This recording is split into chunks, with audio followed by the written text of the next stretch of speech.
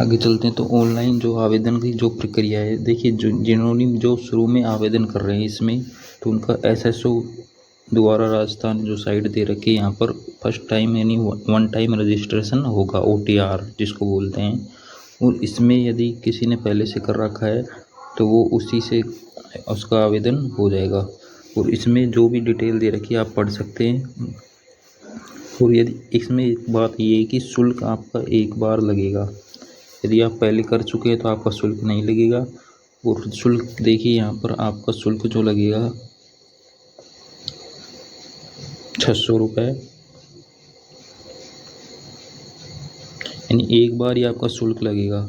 आपका बार बार फिर आपको आप फॉर्म लगाते हैं तो आपका कोई शुल्क फीस यानी नहीं लगेगी। तो जो अनरिजर्व कैटेगरी है, क्रिमिलेयर और सामान्य वर्ग, तो इनके तो हैं 600 रुपये। और रात जो रिजर्व कैटेगरी है उनके हैं 400 रुपये। और दिव्यांगजन के लिए भी 400 रुपये। और ये पोस्ट दे रखी सभी की कैटेगरी के अनुसार, आप देख सकते हैं यहाँ पर जनरल, एसटी, एससी, ओबीसी, अति पिछड़ा वर्ग, ईडब्ल्यूएस और नॉन टीएसपी, टीएसपी दोनों की दे रखी है यहाँ पर।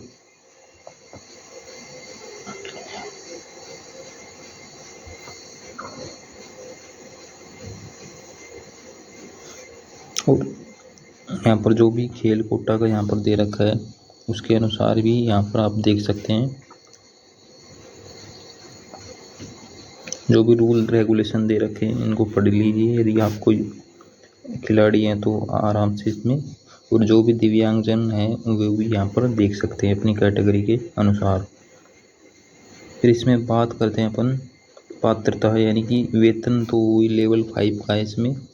तो लेवल 5 में जो वेतन होता है, और शुरू में यानी 2 साल का क्या रहता है, प्रोबेशन पीरियड में आपको फिक्स मिलेगा।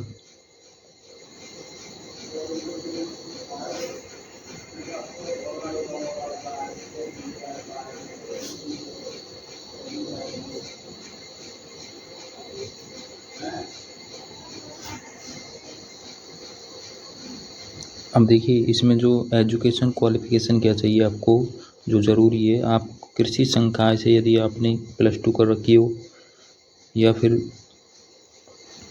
आपने बीएससी यानी एग्रीकल्चर से कर रखी हो, तो इनमें से यदि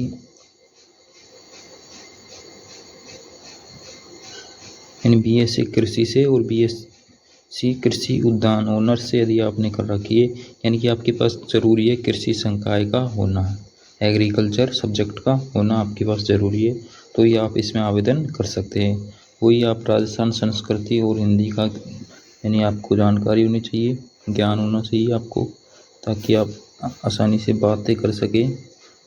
और देखिए इसमें जो रिजल्ट है आपका, एग्ज़ाम डेट जिस दिन आपका एग्ज़ाम होगा उस तक आपका रिजल्ट आ जाना चाहिए, यदि आप फाइनल ईयर में हो तो, ठीक है ना। यदि आप लास्ट ईयर चल रही है आपकी, तो आप उसके उस दिन के अनुसार आपका रिजल्ट आ जाना चाहिए।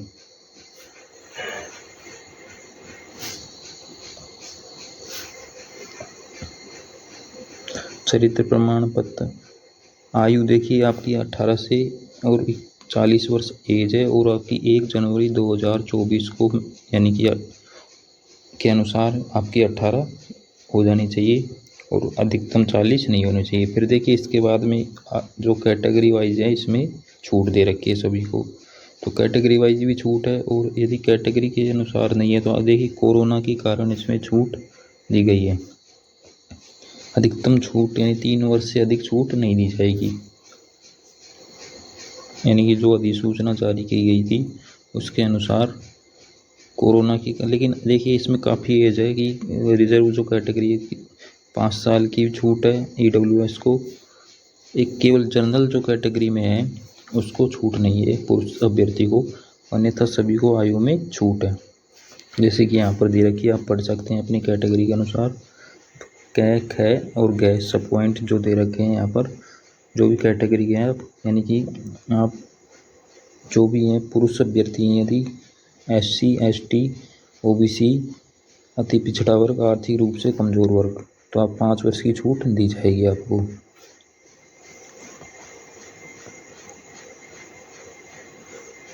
सामान्य वर्ग की महिला को भी है 5 वर्ष की छूट।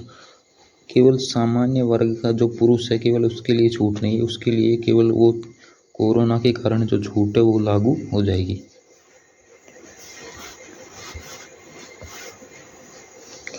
और पेंशन आपको दी जाएगी, ठीक है ना। जो नई पेंशन स्कीम है उसके अनुसार आपको दी जाएगी। अब विवाह पंजीयन आपको कराना जरूरी है यदि आपका शादी हो गया है तो। पंजीयन शुल्क देखिए, जो आपकी जो शुल्क जो लगेगा ऊपर अपने बात की थी, लेकिन जो शुल्क आप कर सकते हैं भुगतान 15 जुलाई से 13 अगस्त तक। 15 जुलाई से 13 अगस्त तक आप इसका यानी कि आवेदन कर सकते हैं। आप किसी भी CSC यानी कि जो भी ई मित्र केंद्र हैं उनसे आप आवेदन कर सकते हैं। और सबसे ज़रूरी बात है कि यहाँ पर देखिए एग्ज़ाम डेट इन्होंने 7 दे रखी है, 21 अक्टूबर 2023।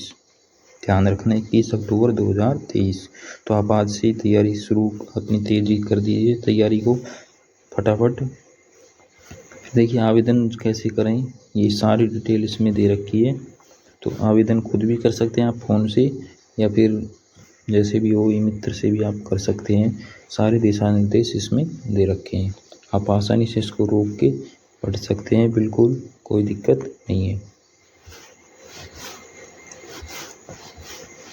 तो जो मेन जो बात थी इसमें मैंने आपको बताने की कोशिश की है। अब इसके बाद में देखिए आपका जो मेन है कि एग्ज़ाम किस प्रकार का होगा, कैसा होगा, सिलेबस क्या होगा। तो ये है मेन जो पॉइंट है सिलेक्शन के लिए। यदि आप योग्यता रखते हैं इसकी तो देखिए आपके सामने 300 नंबर का पेपर होगा, 100 क्वेश्चन आएंगे इसमें, नेगेटिव मार्किंग होगी, 2 घंटे का पेपर होगा, ठीक है ना। ये मेन बात है आपको कि नेगेटिव मार्किंग होगी।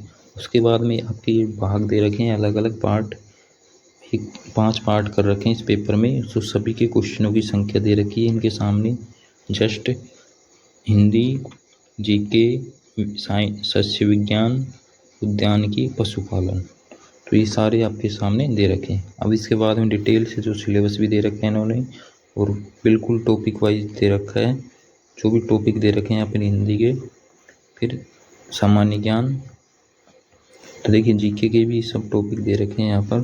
तो आप बिल्कुल टॉपिक के अनुसार अपनी पढ़ाई कीजिए। और सबसे बड़ी बात है इन्होंने सिलेबस हिंदी में ही दिया है इसका, नहीं कि इंग्लिश में। तो आप इसको रोक कर देख सकते हैं सिलेबस को आसानीपूर्वक। तो ये सारी डिटेल थी। यदि आपको कुछ समझ नहीं आया तो आप कमेंट कर सकते हैं और पूछ सकते हैं साथ में, और इसी तरह हम लेकर आएंगे और भी अपडेट। तो इसलिए आप चैनल को सब्सक्राइब कीजिए, शेयर कीजिए। जय हिंद, जय भारत।